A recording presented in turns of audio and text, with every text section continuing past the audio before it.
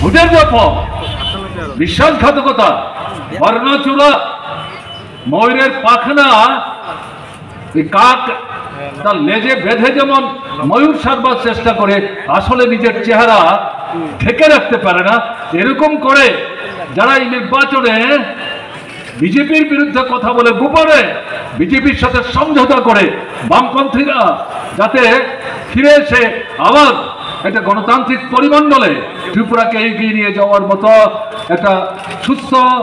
গণতান্ত্রিক পরিমণ্ডল সম্পন্ন সরকার তৈরি করতে না পারে, বিশেষ করে উপজাতি অংশকে বিভ্রান্ত করা, বামপন্থীদের থেকে দূরে রাখা এবং উপজাতি অনুপজাতির মধ্যে বিভেদের যে ফারাকটা এটাকে প্রশস্ত করার লক্ষ্য নিয়ে এরা যদি কাজ না করতো তাহলে কিন্তু এই সরকার আসতে পারে না।